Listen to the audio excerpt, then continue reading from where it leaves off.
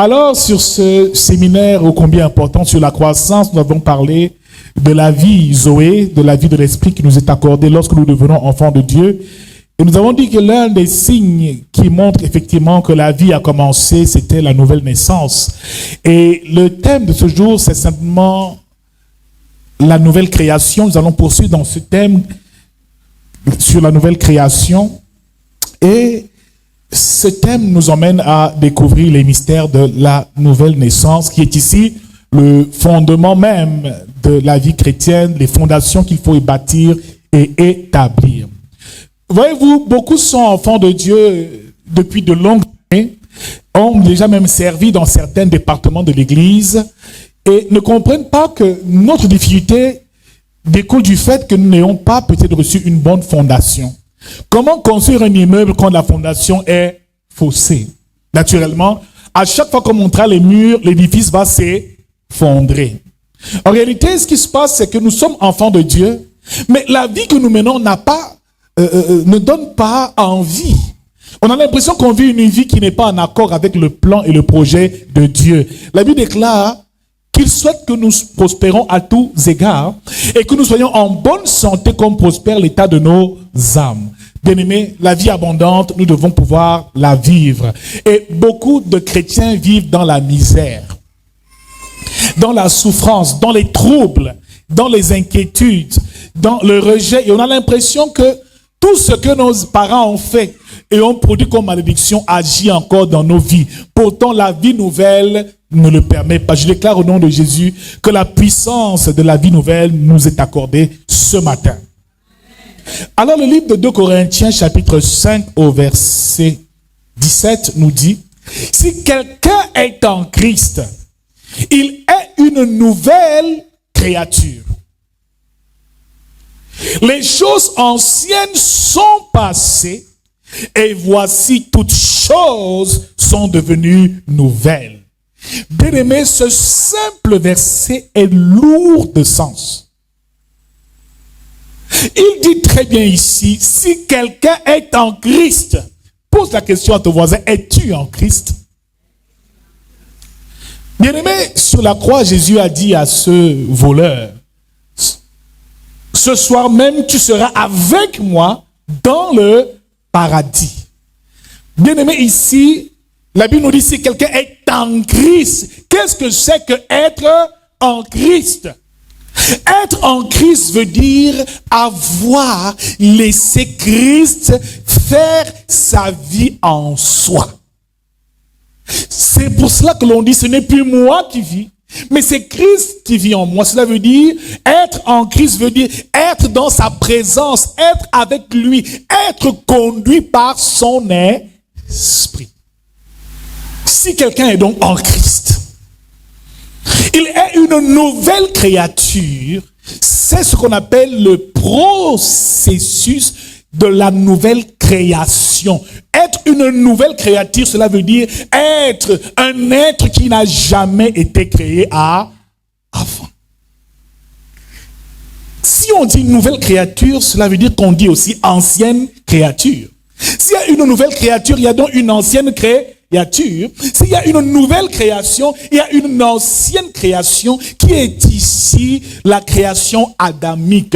Dieu a d'abord créé Adam au jardin d'Éden et Adam, après avoir désobéi, s'est détourné de Dieu, a perdu sa relation, sa connexion avec Dieu. Bien-aimé dans le Seigneur, quelqu'un qui marche en nouveauté de vie, il redevient Dieu. Parce qu'à l'époque, Adam parlait à Dieu face à face. Cette réconciliation est effective et il marche pleinement dans l'autorité et la puissance de ce Dieu. Bien-aimé, il nous dit ici, si quelqu'un est en Christ, il est une nouvelle créature. Cela veut dire que le chrétien est une nouvelle espèce.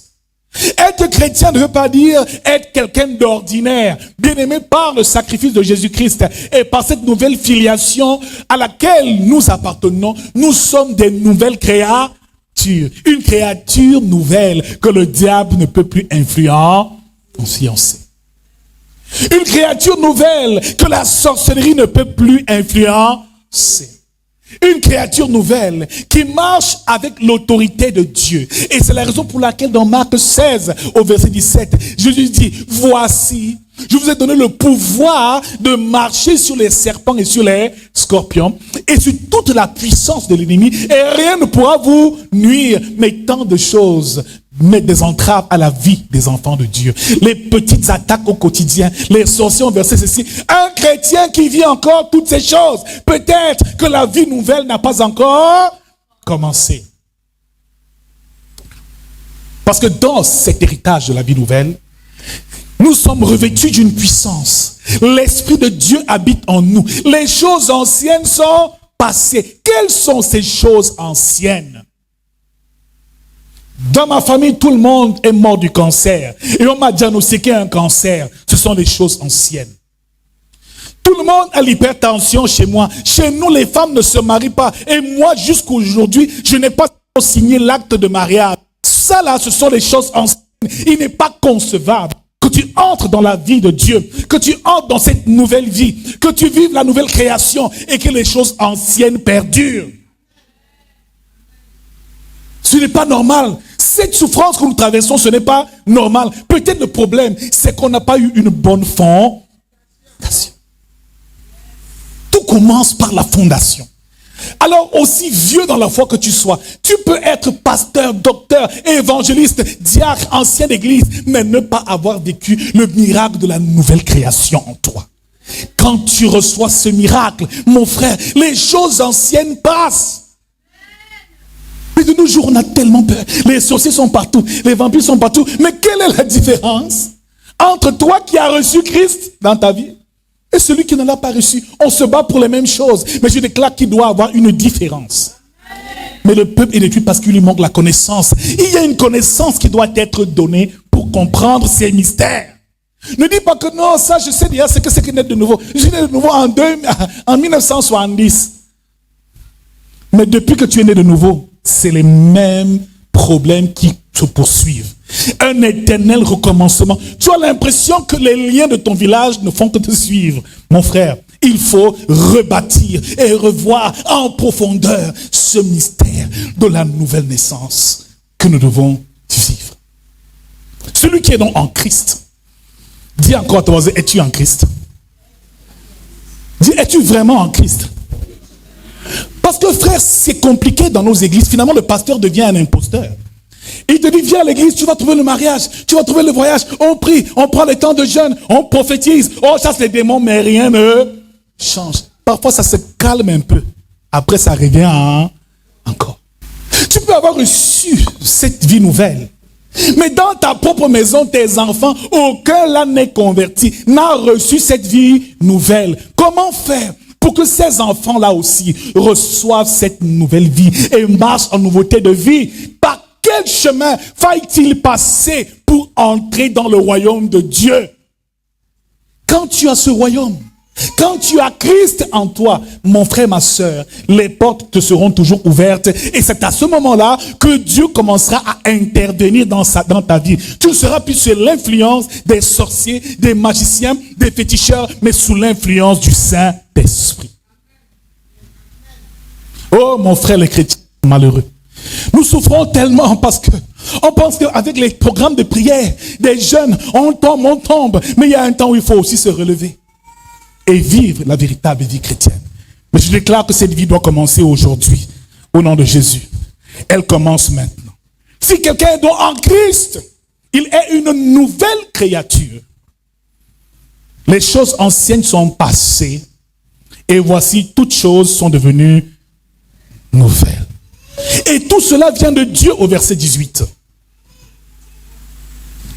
qui nous a réconciliés avec lui, par Christ, et qui nous a donné le ministère de la réconciliation.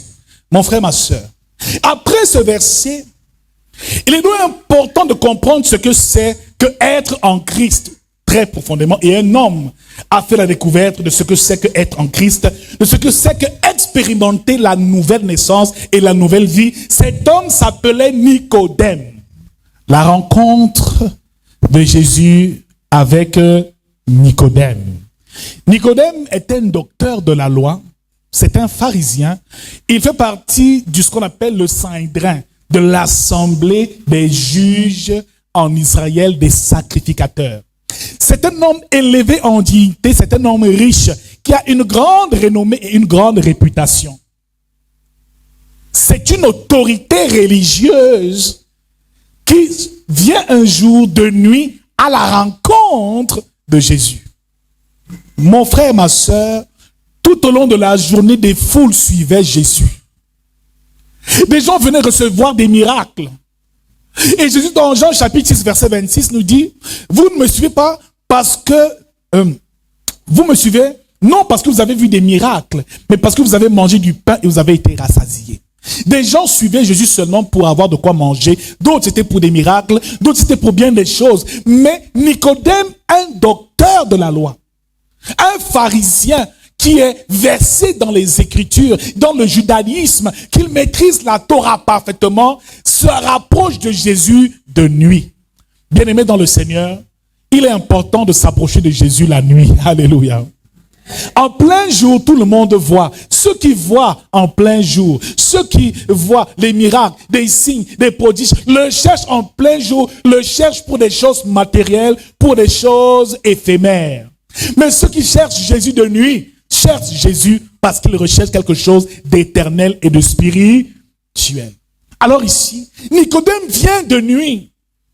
Il vient s'abreuver à la source et dit, Rabbi, nous savons que tu es un docteur venu de Dieu. Car personne ne peut faire ces miracles que tu fais si Dieu n'est avec lui. Et Jésus lui répondit en vérité, je te le dis, si un homme ne naît de nouveau, il ne peut voir le royaume de Dieu. Il dit, je reconnais et je sais que tu es un docteur venu de Dieu, car personne ne peut faire ces miracles si cela ne lui vient de Dieu. Ici, Nicodème voulait connaître la source, l'origine de la puissance de Jésus. Comment un homme peut-il guérir des malades? Comment un homme peut-il ressusciter des morts? Comment un homme peut-il enseigner comme ayant autorité? Lui qui n'a pas étudié. Comment un homme peut prendre des simples pécheurs, des paysans et en faire des disciples et des héros? Mon frère, ma sœur, la réponse, c'est le royaume. Dis avec moi le royaume. Dès l'instant où on appartient au royaume de Dieu, on entre dans un nouveau règne. Le royaume, c'est le règne de Dieu. Le royaume, c'est le lieu où Dieu siège. C'est un nouveau royaume auquel nous appartenons. Quand nous devenons enfants de Dieu, nous quittons le monde pour entrer dans le royaume de Dieu. Et c'est là que vient le problème des enfants de Dieu. C'est que nous connaissons les lois et les principes qui régissent ce monde auquel nous appartenons. Mais nous ne connaissons pas les principes, les lois et les règles qui régissent le royaume de Dieu. Comment marcher dans le royaume de Dieu? C'est ce qu'il faut découvrir. Alors le problème, c'est que quelqu'un qui était mort spirituellement ne peut pas accomplir les choses de l'esprit parce qu'elles sont une folie pour lui. Comment tu vas faire pour adorer Dieu pendant 2 heures de temps en esprit alors que tu n'as pas reçu la nouvelle naissance? Comment tu vas faire pour lire la Bible et recevoir des révélations spirituelles alors que tu n'as pas reçu la vie de Dieu? Comment tu vas faire pour venir à l'église et servir ton Dieu sans jamais te décourager si la vie de Dieu ne t'habite pas? Mon frère, sans la nouvelle naissance, tu es perdu. Comment donner des bénédictions à quelqu'un qui est mort spirituellement? Quel que soit ce que je vais prier sur toi, ça ne produira pas grand-chose parce qu'en fait, tu n'as pas encore reçu la vie spirituelle. Ici, naître de nouveau veut dire passer de la mort spirituelle à la vie spirituelle. Et quand quelqu'un a la vie, ça se voit. Il est engagé au service de Dieu. Il peut prêcher sans se fatiguer. Il peut jeûner, ça ne dérange pas. Mais voyez-vous, quelqu'un qui n'a pas encore reçu la nouvelle naissance, quand on dit il y a tant de jeûne, encore le jeûne, on jeûne trop dans l'église, là, moi je suis fatigué, je vais partir. Mais quelqu'un qui a la vie de l'esprit aime et s'affectionne des choses d'en haut. Colossiens 3, verset 1. Il s'affectionne de la prière, de la louange, de l'adoration. Il aime les choses du royaume parce qu'il a la nature de Dieu. Il a retrouvé l'image et la ressemblance de Dieu qu'il avait perdu au jardin d'Éden par la nouvelle naissance. Dieu vient habiter en chacun de nous. Et ça, Nicodème ne le savait pas. Il a fait des années et des années de théologie. Il a fait des années et des années à lire les Écritures. Mon frère, on peut être un docteur en théologie, mais ne pas être né de nouveau. excuse-moi de te dire la vérité. On peut être diacre depuis 20 ans, 30 ans, mais jamais avoir reçu le miracle de la vie nouvelle. Mais quand on vit ce miracle, cela se voit au quotidien. Christ fait sa vie en nous. Et comment est Christ? Christ est parfait. Christ est saint. Christ est lumière. Et quand Christ arrive, la paix s'installe. Comment vivre la nouvelle naissance et rester dans les troubles tous les jours? Les sorciers veulent te manger, veulent te bouffer comment? On t'arrache ta bénédiction comment? Comment le diable peut-il faire une telle chose? Le jour où tu passes de la mort spirituelle à la vie spirituelle, le diable t'a perdu. Il t'a perdu. Il t'a perdu. Mais le problème, c'est qu'on ne veut pas s'asseoir et apprendre ces choses. On veut faire des choses, recevoir les dons de prophétie, les miracles, prier, chasser. Tu penses alors que tu as des problèmes que tu n'as pas encore réglés. Il te manque la fondation. Et je déclare ce matin que cette vie nouvelle t'est transmise au nom de Jésus. Les choses anciennes doivent réellement passer. Après ce séminaire, mon frère, ma soeur, il y a des pleurs que tu n'auras plus jamais à vivre, des situations que tu ne vivras plus jamais. Parce que la vie nouvelle, la vie Zoé, coulera en toi. Mais on nous ment énormément partout où nous allons. Hein. Oh, viens, soirée des miracles, soirée de ceci, mais bien aimé, toutes ces choses-là, pour quel résultat? Pour quel résultat? Comment donner une bénédiction du royaume de Dieu à quelqu'un qui est encore mort spirituellement? Ce n'est pas possible. Quelqu'un qui n'arrive même pas encore à lire sa Bible tout seul. Quelqu'un qui n'arrive même pas à méditer les Écritures. Qui vient à l'église par épisode. Il ne sait pas encore. En fait, c'est quelqu'un qui... Mais quand tu as la vie de Dieu, mais on le ressent. Ça se voit. On voit le feu qui est en toi. On sent qu'il y a un autre esprit qui habite en toi. Même ton langage change. Tu ne parles plus le langage de l'échec, mais le langage de la foi au nom de Jésus. Jésus disait, Lazare n'est pas mort, il dort. Bien aimé, les plaintes, là, ça s'arrête. Tu changes les plaintes en prière et en adoration. Et tu impactes ta vie parce que la parole de Dieu commencera à créer tout ce que tu veux obtenir, c'est par cette parole-là. Alors ici, Nicodème vient auprès de Jésus et il est intrigué. Il dit, Jésus lui répondit, en vérité, je te le dis, si un homme ne naît de nouveau, il ne peut voir le royaume de Dieu. Alors, bien aimé, on peut être religieux. On peut être même un grand théologien sans jamais avoir connu le mystère de la nouvelle naissance. Frère, comment donc définir la nouvelle naissance? Si un homme ne naît de nouveau, comment définir cet acte, naître de nouveau? Cela veut dire que pour pouvoir faire ces choses, il faut appartenir au royaume de Dieu. Jésus révèle à Nicodème le secret de sa puissance. Et il lui fait comprendre que je n'appartiens plus à ce monde. J'appartiens au royaume de Dieu. Et dans ce royaume-là, il y a un héritage qui m'est échu. Il y a un ensemble de réalités spirituelles que je peux vivre. Mon frère, quelqu'un qui est né de nouveau ne pleure pas pour payer son loyer. C'est la grâce qui vient du ciel. Quelqu'un qui est né de nouveau ne travaille pas, ne gagne pas son pain à la sueur de son front. C'est une malédiction. Quand Dieu dit, tu gagneras ton pain à la sueur de... C'est une malédiction que Dieu déclarait. Mais moi, je mange mon pain par la grâce de Dieu. Et je vais de gloire en gloire au nom de Jésus-Christ. Parce que ce n'est plus moi qui vis, mais c'est Christ qui vit en moi maintenant. Je ne suis plus maître de ma propre existence. J'ai lâché prise et j'ai laissé le Seigneur prendre le contrôle. C'est ça, marcher en nouveauté de vie.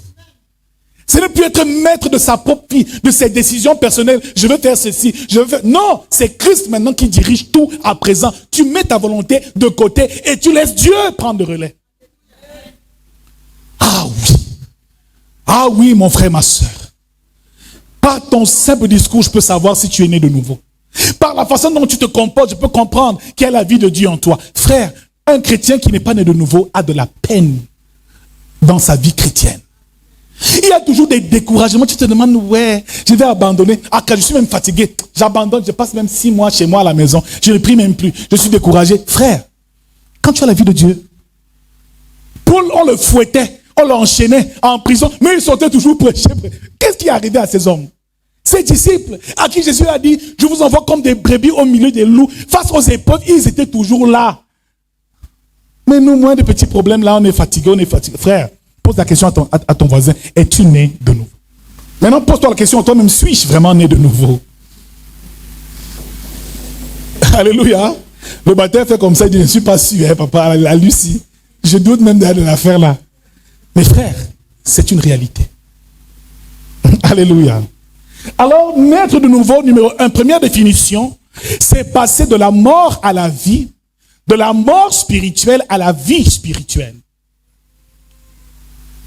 Parce que le royaume auquel nous appartenons est un royaume d'hommes et de femmes esprits, de femmes spirituelles. C'est la raison pour laquelle Éphésiens 6 nous le dit encore très bien, à partir même du verset 12. Faites par l'esprit toutes sortes de prières et de supplications. Veillez-y avec une entière persévérance et priez pour tous les saints. Faites en esprit, par l'esprit, toutes sortes de prières et de supplications. Dans ce royaume, mon frère, on ne prêche pas avec ses propres mots, on prêche par l'Esprit de Dieu. C'est le Saint-Esprit qui conduit même la prédication. On n'adore pas parce qu'on aime le chant. Jéhovah, oh Jéhovah. Tu adores quoi? Tu adores qui? Les vrais adorateurs adorent le Père comment? En esprit et en vérité. Frère, tout se fait en esprit. Tu vas faire comment? Un chrétien est quelqu'un de spirituel. Parce que l'Esprit de Dieu habite en lui. Comment les choses peuvent encore te surprendre? Oh, on a cassé ma porte. L'Esprit de Dieu ne t'a pas dit. Dieu ne t'a-t-il pas parlé? Quelle est ta communion et ta connexion avec le Saint-Esprit? Nous allons apprendre ces choses. Alléluia. Et je te rassure, tu seras bâti sur une fondation tellement solide que quand on va te voir, on va savoir que voici quelqu'un ici. Ce ne sera pas sur une fondation, sur du sable, mais sur une fondation solide. Alléluia. Recevoir la nouvelle naissance. Naître de nouveau, c'est aussi recevoir une nouvelle nature. Deuxième définition, c'est recevoir une nouvelle nature, la nature de Dieu.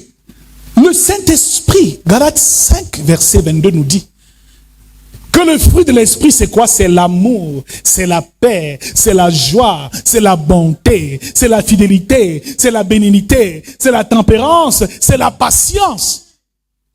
Plus tu vas recevoir la vie de Dieu, plus tu vas développer son caractère. Quelqu'un d'orgueilleux ne peut pas encore avoir reçu la vie de Dieu.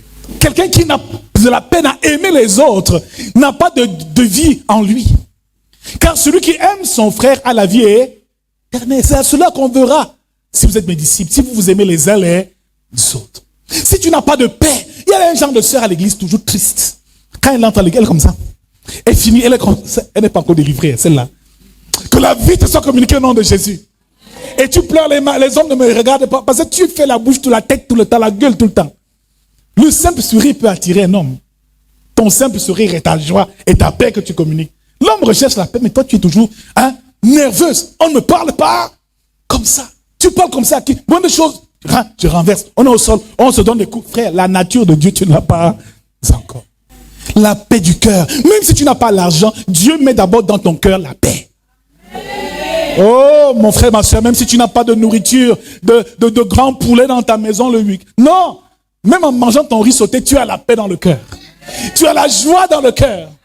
Bien aimé, je me souviens d'un homme qui se plaignait tous les jours. Oh, je n'ai pas de chaussures. Seigneur, je veux les chaussures. Depuis que je suis à ton service, je n'ai pas de chaussures. Et un jour, il a eu l'argent pour aller au marché acheter les chaussures.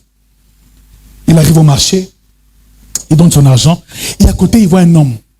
Le type n'avait ni bras ni pied. Il roulait comme ça sur une roulette. Oh, Jésus est fidèle. Oh mon Dieu, je t'adore. Oh Seigneur, tu es tout pour moi. Il dit, dans la qualité de choses, c'est lui, il adore Dieu. Il est heureux. Il a la joie. Comment lui fait pour avoir la joie? Moi, je suis énervé parce qu'il me faut les chaussures. J'ai quand même mes deux pieds, mes deux mains.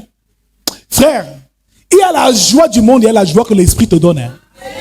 La joie du monde, c'est ce que nous avons. Nous éprouvons lorsque nous mangeons une bonne nourriture. J'ai un peu d'argent ici dans la joie. Donc quand le diable bloque l'argent, la joie est partie. Mais par le Saint-Esprit, la joie est permanente. La paix est permanente. Ma joie ne dépend pas des choses matérielles et éphémères. Ma joie dépend simplement de la présence de Dieu dans ma vie. Parce que Jésus vit en moi. Comment je serais triste? Oh, je suis seul. Je ne sais même pas, les gens ne pensent pas à moi. Mais Jésus est là. Son esprit t'accompagne. Oh, tu as besoin de quoi? Tu cherches le mariage, tu veux te marier parce que tu penses que cet homme va te rendre heureuse. Il te donnera la joie. La joie vient du Saint-Esprit. Hein. Sois heureuse avant de te marier, ma soeur. Parce qu'aucun homme ne peut te rendre heureuse comme ton Seigneur. Ah, un homme sera toujours faillible. Hein. Il va toujours te créer des versions. Tu vas te demander, wow, c'est quoi ce sorcier que j'ai épousé? Tu jeûnes, tu pries, mais quand il est à la maison, il te tensionne, tu dis, c'est pas possible. Seigneur, aide-moi pour le sorcier que j'ai ici, règle son compte. Donc, ton mari devient ton sorcier. Je t'en prie. Mets ta joie sur les choses éternelles. Mets ta joie sur le royaume de Dieu. Mets ta joie sur le service de Dieu. Moi, il n'y a pas de meilleur moment que d'être ici le dimanche avec vous. C'est le plus beau jour de ma vie aujourd'hui. Mais on en connaît, papa, tu as trop duré, pardon.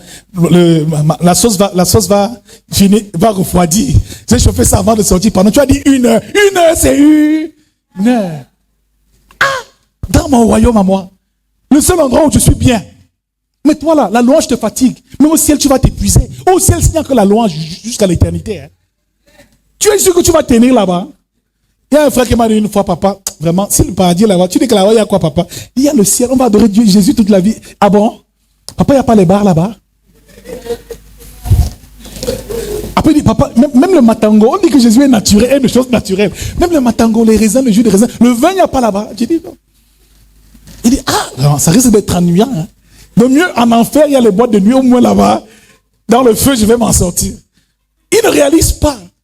Bien aimé, beaucoup sont ici, ça les fatigue. Hein, d'écouter la parole, parce que la vie n'a pas comment. Quand la vie commence, tu as soif de ces choses. Oh Seigneur Jésus, que Dieu te communique cette vie aussi. Qu'il nous la communique à tous au nom de Jésus. Pendant que je prêche, d'autres dorment même. D'autres sont là, ils regardent les téléphones. D'autres sont là, ils regardent la toiture. Parce que la vie n'a pas encore. Quand elle va commencer, c'est l'enfant qui va te dire, maman, réveille-toi, on doit aller à l'église. Maman, réveille-toi, on va à l'église. C'est plus tard qu'il va dire que les enfants, si, venez, montez dans la voiture. Frère, tu es en retard, tu trouves l'enfant à l'église avec sa Bible, en train d'adorer. Jésus, à 12 ans, il adorait déjà à l'église. Ses parents le cherchaient, l'ont trouvé où aller. Parce que la vie de Dieu était en lui. Frère, on fait trop d'efforts pour des choses spirituelles parce qu'on n'a pas reçu cette vie nouvelle. Alléluia. Donc ici, naître de nouveau veut dire recevoir une nouvelle nature. Troisième définition veut dire devenir enfant de Dieu. Quatrième définition, naître de nouveau veut dire naître de l'esprit de Dieu. Ça veut dire, l'esprit de Dieu vient féconder ton esprit humain. C'est sa parole. Cette parole est esprit et vie, vient donc féconder ton esprit humain, donner naissance au nouvel esprit, à la nouvelle créature, à cette nouvelle création que tu incarnes à présent. Jean chapitre 3 verset 8 nous dit, le vent souffle où il veut et tu en entends le bruit. Mais tu ne sais d'où il vient, ni où il va. Il en est ainsi de tout homme qui est né de l'esprit. Le vent souffle où il veut et tu en entends le bruit. Mais tu ne sais d'où il vient et où il va. Il en est de même pour ceux qui sont nés de l'Esprit de Dieu. Ils sont comme le vent. Le Saint-Esprit est insaisissable. Le vent souffle et le vent agite la verdure. Mais on ne sait d'où il vient et où il va. Mon frère, dès que tu deviens un homme esprit, personne ne peut plus t'arrêter. Aucun démon ne peut plus te lier. Aucun hôtel ne peut plus te réclamer. Tu deviens un homme esprit. Il faut donc savoir comment, par quel procédé j'y arrive. On fait le travail sans commencer par la fondation. On va d'église en église, genre miracle, et ceci, je suis pour le mariage, je te dis, mais est-ce que la vie tu l'as déjà reçue? Naître de nouveau, dernière définition, veut dire naître de Dieu. 1 Jean chapitre 3 verset 9 nous dit, quiconque est né de Dieu ne pratique pas le péché, parce que la semence de Dieu demeure en lui. Quiconque est né de Dieu ne pratique pas le péché, parce que la semence de Dieu demeure en lui. Quatrième signe de la nouvelle naissance dans la vie d'un chrétien, la haine du péché. Nous avons vu dernièrement que lorsque l'enfant naît, il crie, n'est-ce pas? Le chrétien naît de nouveau crie. Il témoigne de Jésus-Christ. Il parle de Jésus. Il ne peut plus se taire, il parle de Jésus partout. Deuxième signe, On met le bébé sur la poitrine de sa mère, l'assurance que nous avons d'être enfants de Dieu. Et il y a des chrétiens qui ont toujours peur et sont inquiets. Oh, je vais manger quoi demain? Je vais m'habiller comment? Et papa, une chrétienne qui a toujours peur du lendemain, c'est un signe que la vie nouvelle n'a pas encore commencé. Jean chapitre 6, verset 37 nous dit, ne vous inquiétez pas, ne dites pas, que mangerons-nous? Que boirons-nous? De quoi serons-nous vêtus? Car ces choses, ce sont les païens qui les recherchent. Si ton problème ici à l'église, c'est que tu veux voyager, tu veux te marier, tu veux la santé, tu veux le travail, tu veux le... c'est que tu comportes comme un païen. Ne vous inquiétez pas. Ne dites pas que mangerons-nous, que boirons-nous, de quoi serons-nous vêtus. Et mon frère, ma soeur, mon bébé qui est là, ce n'est pas son inquiétude, ce qu'il va manger, c'est ma responsabilité.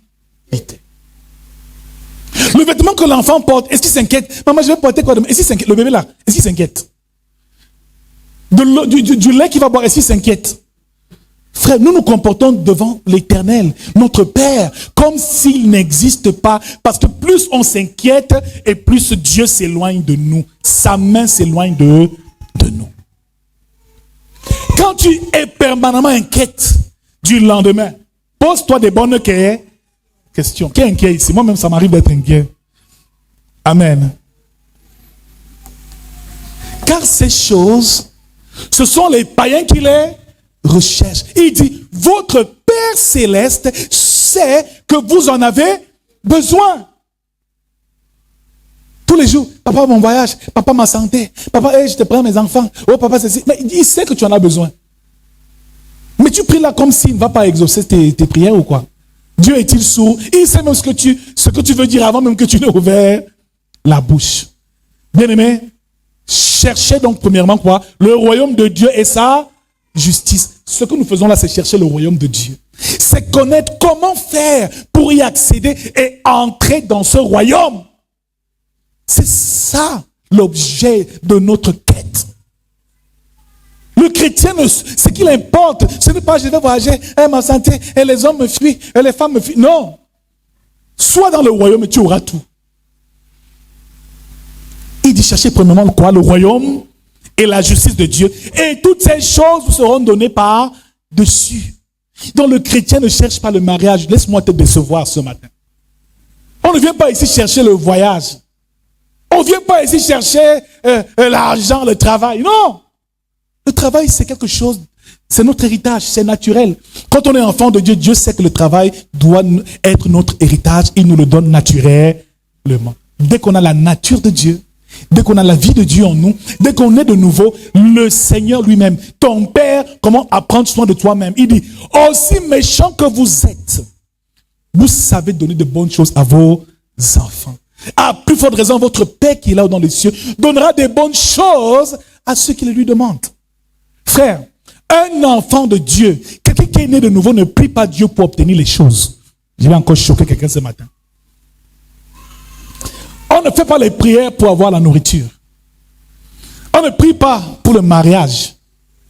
On ne prie pas pour le voyage. Quelqu'un est choqué ce matin? Quelqu'un est vraiment choqué?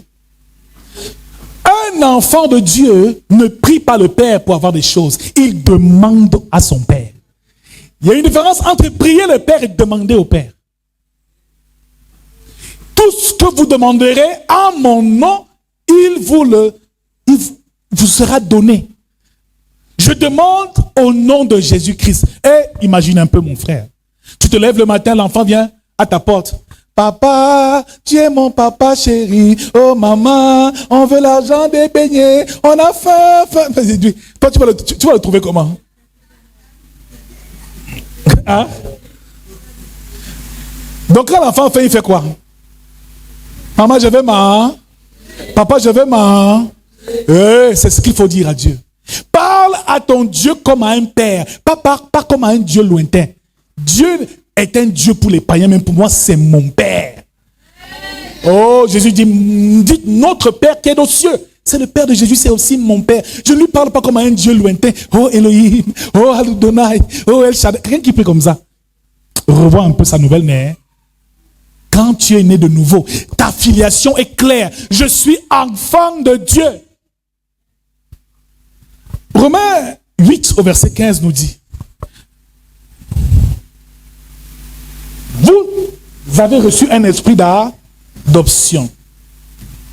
Nous avons reçu un esprit d'adoption par lequel nous crions Abba, qui veut dire Père.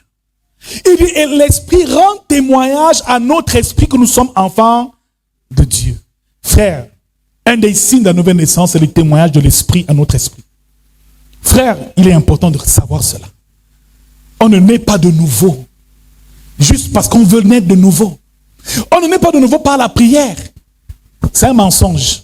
Amen. La prière peut te conduire à la nouvelle naissance, mais la simple prière ne suffit pas. Lesquels sont nés quoi? Ni de la volonté de la chair, ni de la volonté du sang, ni de la volonté de l'homme, mais de la volonté de Dieu. On ne naît pas de nouveau parce qu'on est né aller aux eaux de baptême. On peut être baptisé dans l'eau, hein? On ressort. Tu t'es seulement lavé, tu n'es pas né de nouveau. Amen. C'est pas là qu'on termine, on termine dans 1 minute. Alléluia. Frère, on l'a dit tout à l'heure, quiconque est né de Dieu ne pratique pas le péché. Il peut pécher, mais le péché n'est pas une pratique. Il a la haine du péché au fond de lui, mais il doit comprendre que, tu dois comprendre qu'on ne naît pas de nouveau dans sa chair, mais dans son esprit. Ta chair peut ne pas encore avoir reçu la vie de Dieu.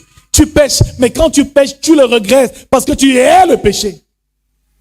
Quelqu'un qui pêche sans vergogne, qui trompe les femmes, il s'en fout, ça ne lui dit absolument rien, n'a aucun remords dans son cœur. Frère, il n'est pas encore né de nouveau. Regarde bien la personne. Il fait du mal, ça ne lui dit absolument rien. Inquiète-toi sur sa nouvelle naissance. Alléluia. Bien-aimé dans le Seigneur, pour terminer, on va juste introduire comment naître de nouveau véritablement.